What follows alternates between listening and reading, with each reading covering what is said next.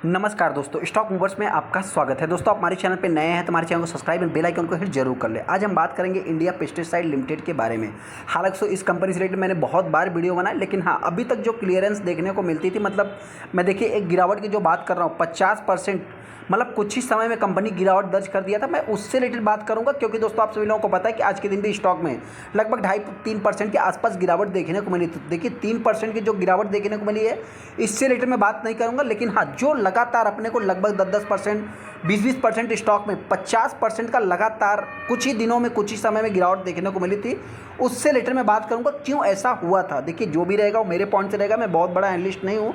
हाँ, मैं किसी भी स्टॉक के बारे में रिकमेंडेशन भी नहीं करना, मतलब करता हूँ कि इस स्टॉक को आप बाइंग कीजिए या सेल कीजिए। हाँ, जो भी रहता है दोस्तों, मेरी तरफ से बिजनेस को देख करके एक लॉन्ग टाइम इन्वेस्टमेंट से रिलेटेड मैं बात करता हूँ। जो भी इंटरेस्टर किसी भी स्टॉक को बाइंग करेंगे, अपना आप खुद का एनालाइज करके फिर चाहे तो आप डिसीजन ले सकते हैं। इस स्टॉक में क्यों शॉर्ट टाइम में मार्च महीने में गिरावट देखने को मिली थी, उससे रिलेटेड मैं बात करूँगा। जो भी वजह रहेगी वो मेरे पॉइंट से रहेगा, मैं उसको प्रेजेंट करने की कोशिश करूंगा। हम आगे इंडिया पेस्टिसाइड के ऊपर, जैसा कि आप देख सकते हैं, सबसे पहले अगर मैं कंपनी की बात करूं तो आज के दिन भी लगभग 2.25-3% के आसपास इस स्टॉक में गिरावट देखने को मिली है। आप सभी लोगों को पता है दोस्तों, देखिए इसका एक लेवल है। मैंने जो बताया था 200 रुपये से नीचे कंपनी नहीं आ सकती, तो आप देख सकते हैं कि 200 रुपये के नीचे कंपनी नहीं आई थी। 200 के आसपास आने के बाद स्टॉक में एक तेजी देखने को मिली थी। हालांकि उसमें हमने ये भी बताया था 240, 200-250 के आसपास अगर ये कंपनी जाती फिर से 300 के आसपास जाता हुआ दिख सकता है।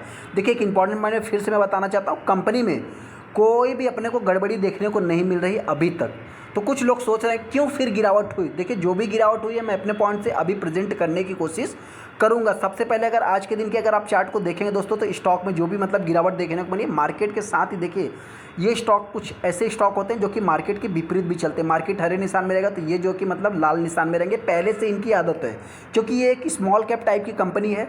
आप देख सकते हैं 2600 करोड़ का इसका मार्केट कैप देखने को मिलता है। 28-29 के पी पे ट्रेड होती है कंपनी। यहाँ पे अगर देखा है तो इसके फाइनेंशियल जिस टाइप से मतलब कि पूरे केमिकल सेक्टर के फाइनेंशियल देखने को मिल रहे हैं, उसी टाइप से इस कंपनी की भी देखने को मिलते हैं। कंपनी का बिजनेस, कंपनी सारा कुछ स्ट्रांग है, मैनेजमेंट सभी कुछ स्ट्रांग है। हाँ, इस कंपनी की अगर मैं क्लाइंट्स की बात करूँ तो यूपीएल इस कंपनी का क्लाइंट्स देखने को मिलता है, जो कि आप कह सकते हैं मतलब निफ्टी 50 वाली कंपनी थी दोस्तों, अभी फिलहाल में नहीं है। अभी क्यों दोस्तों मार्च में गिरावट देखने को मिली थी, उससे रिलेटेड मैं बात करूंगा। सबसे पहले इस कंपनी के 6 महीने के आप चार्ट को देखना दोस्तों। यहाँ पे आप नोटिस करना कि ये जो गिरावट है, ये देख सकते हैं कब का है दोस्तों, 6 मार्च को लास्ट इस स्टॉक में मतलब कि एक फ्लैट कारोबार किया था। यहाँ से यहाँ तक कंपनी एक तेजी आने के बाद 430-31 के आसपास आने के बाद स्टॉक में अचानक से लगभग आप कह सकते हैं कि इसको अगर मैं कैलकुलेट करूँ तो 5-6 मार्च से लेकर के लगभग 27 मार्च के बीच में ये कंपनी 50% के आसपास डाउन हो गई थी।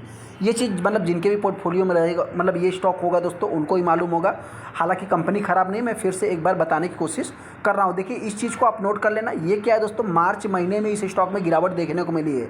एक इंपॉर्टेंट पॉइंट आप सभी लोगों को पता होना चाहिए कि जब इस टाइप की किसी भी स्टॉक में गिरावट देखने को मिलती है, उस टाइप से मतलब कि आप कह सकते हैं कि कोई बहुत बड़ा एनालिस्ट या बहुत बड़ा ब्रोकर्स या बहुत बड़ा मतलब कि इन्वेस्टर किसी स्टॉक में सेलिंग कर रहा है, या जब इस टाइप की इस स्टॉक मतलब कि कभी भी इसी स्टॉक में मतलब कि तेज़ी देखने को मिलती, जैसा अगर आप यहाँ पे देख रहे हैं दोस्तों, जब इस टाइप की किसी भी स्टॉक में तेज़ी देखने को मिलती, तब कोई ना कोई बहुत बड़ा इन्वेस्टर बाइंग कर रहा है। इस चीज़ को भी आपको नोट करके चलना है। कहने का अर्थ क्या है कि अगर आप इस कंपनी के 1 साल के चार्ट को देखेंगे तो यहाँ पे आप देख सकते हैं ये बाइंग आने के बाद, कहने का मतलब क्या दोस्तों, यहाँ पे बाइंग हुआ है जिसके कारण स्टॉक में तेज़ी देखने को मिली। ये कब का टाइम है, तो इसको अगर मैं नोट करने की कोशिश करूँ तो अगस्त से लेकर के आप देख सकते हैं मतलब ये सितंबर, अक्टूबर, यहाँ पे मतलब कि पूरी तरह से बाइंग हुआ है। जैसे ही मतलब कि मतलब अप्रैल, मई, जून 3 दिन का मतलब इसका जुलाई तक का जो भी अपडेट रहेगा दोस्तों, उसके बाद ये क्वार्टरली जो अक्टूबर का आता है दोस्तों, मतलब कि उसमें अक्टूबर, नवंबर, दिसंबर 3 महीने का होता है। जैसे ही ये शेयर होल्डिंग पैटर्न अपडेट हुआ,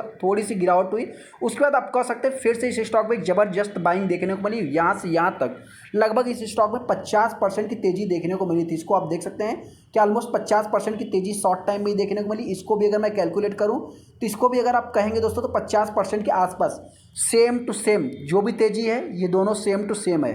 हो सकता है किसी बड़े इन्वेस्टर ने इस स्टॉक में निवेश किया, उसके बाद उनको मतलब क्या है कि एक जैसे ही मतलब क्या है दोस्तों, फिर से वापस स्टॉक एक रैली दिखाया। मतलब उनका क्या है कि यहाँ से यहाँ तक ऑलमोस्ट कंपनी ने पैसे को डबल कर दिया। इस चीज़ को आप देख सकते हैं, और उसके बाद लगभग 50% ये कंपनी डाउन हो गई। इस चीज़ को आप चाहे तो नोट कर सकते हैं। गिरावट के पीछे का जो सबसे बड़ा रीजन है दोस्तों, आप सभी लोग यहाँ पे देख सकते हैं कि अभी इसका जो मार्च का share holding pattern data update हुआ है।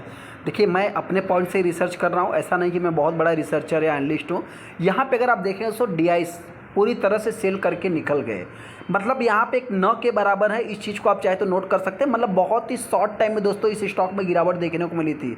और यहाँ पे भी अगर आप देखेंगे तो मतलब कहने का अर्थ क्या है दोस्तों, कि अभी कुछ लोग कहेंगे कि यहाँ पे तो फिर उन्होंने बाइंग किया। नहीं दोस्तों, देखिए यहाँ पे उन्होंने बाइंग नहीं किया, लेकिन यहाँ पे जिन्होंने भी बाइंग किया था, आप कह सकते कि एक प्रकार से यहाँ पे तेज़ी के पीछे का रीजन्स एफआईज थे, और यहाँ पे जो मतलब गिरावट के पीछे का रीजन्स दोस्तों आप कह सकते हैं डीआईज देखने को मिले हैं। जो तेज़ी आई थी एफआईज के कारण, और जो गिरावट देखने को मिली आप कह सकते हैं डीआईज के कारण देखने को मिली है। इस चीज़ को आप चाहे तो नोट करके चल सकते हैं। ये मेरा मानना है, ऐसा नहीं कि आपका भी मानना हो। आप सभी लोगों को हमने बताया सितंबर अक्टूबर जो भी मतलब उसका डेटा है शेयर होल्डिंग पैटर्न का, और वहाँ पर आपने चार्ट में भी देखा कि 2 ही स्पाइक देखने को मिल रहे हैं। वहाँ से वहाँ तक लगभग आप कह सकते हैं कि 100% के आसपास कंपनी रिटर्न बना के दिया, और डीआईज ने पूरी तरह से एग्जिट कर दी। जैसा कि आप यहाँ पे चार्ट भी देख सकते हैं दोस्तों कि ये जो चार्ट देखने को मिल रहा है अगस्त सितंबर, मतलब वही अगस्त सितंबर के आसपास ये तेजी देखने को मिली थी अक्टूबर तक। उसके बाद आप कह सकते हैं मतलब कि एफआईज ने जो कि मतलब बाइंग किया। हालांकि दोस्तों यहाँ पे जिन्होंने भी सेलिंग किया, मतलब आप कह सकते हैं डीआईज ने जैसे ही सेलिंग किया, एफआईज ने ही बाइंग किया है।